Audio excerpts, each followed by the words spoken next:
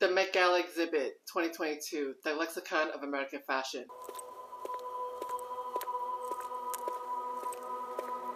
This is the preface to the Lexicon of American Fashion, which was shown last September. Here's a breakdown of both exhibits. The first part is the Lexicon of American Fashion. What does American fashion mean? This is the exploration of what is considered to be the glossary of American fashion. The second part is the Anthology of American Fashion. This is a history of American fashion spanning 300 years. This is just my personal opinion. I wish they had done the Anthology of American Fashion before they did the Lexicon of American Fashion, but I understand that it could be due to COVID restrictions and what was happening at that time, and they couldn't probably curate the pieces that they need for the anthology before they got the lexicon done. But that was just my personal opinion, and I wish they had done it so it would have made a little more sense. Before I show you the two exhibits, I want to give you a brief synopsis of what I think about American fashion. Fashion design has always been cohesively tied to the arts for me. I say this because as a college student,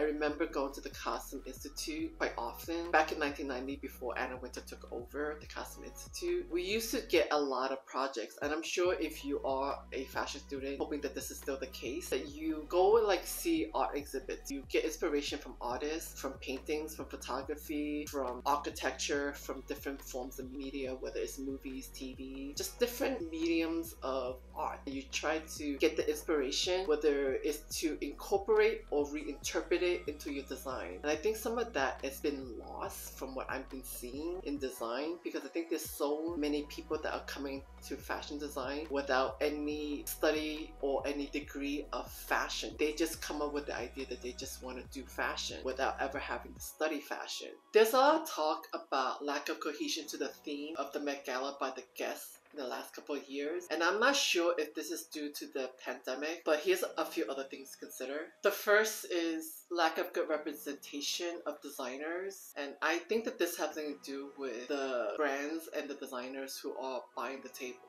People forget that the Met Gala is first and foremost a charity event to raise money for the Met Costume Institute, and the companies and the brands who buy the tables, they have a lot to say on what goes with the red carpet. The other buzz was lack of adherence to the dress code, to the red carpet and the theme. For some brands, this is a marketing tool for them to get their product and brand out there to the average American consumer in exchange for buying a table. While there were brands that did this, there wasn't as many as it was alluded to be. Interestingly, this is a very good reference to American consumerism of fashion.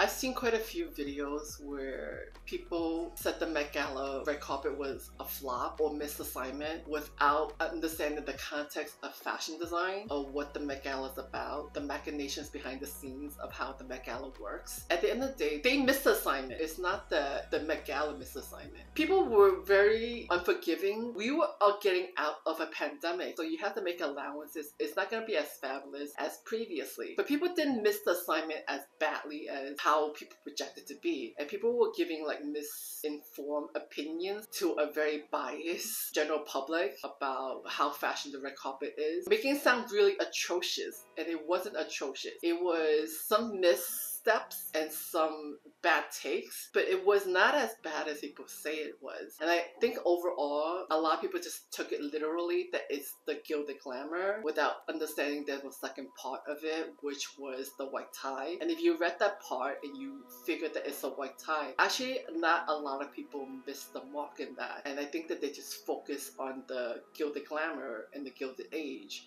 without contextualizing the other second part of the dress code. So that was kind of misfortunate, and I think that they missed the assignment. So overall, I think if they had read the whole entirety of the invitation, then they would not have flopped in their opinion and missed the assignment when they were delivering their outtake of the Met Gala. With the influx of diversity and inclusivity along with social justice now in the forefront of conversation, I think the Met Gala is moving away from the art of fashion in lieu of politics, and I don't know about how I feel about this. I'm just, I have mixed feelings about it. Street fashion has taken away some of the craftsmanship of fashion with all the hodgepodge of deconstructionism. The more I see badly constructed fashion, the more I am concerned about the future of fashion and what it means to dress the everyday woman.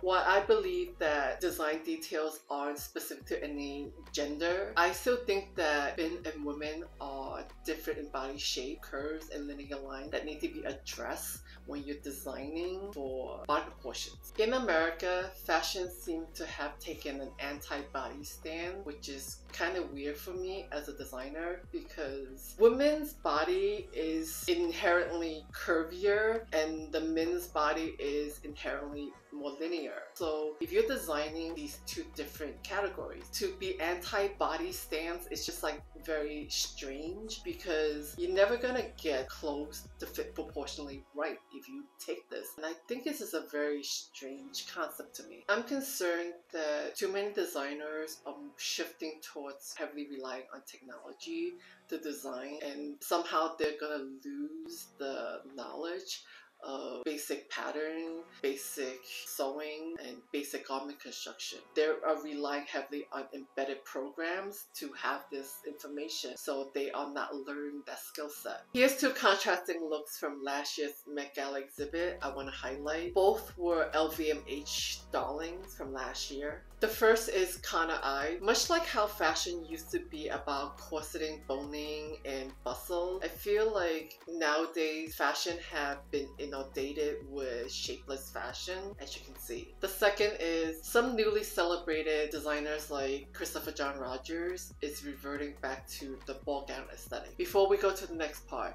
be sure to subscribe to this channel so I can make more videos like this. Thank you. Without further ado, here are all the looks from both exhibits. We begin with the first exhibit, the Lexicon of American Fashion.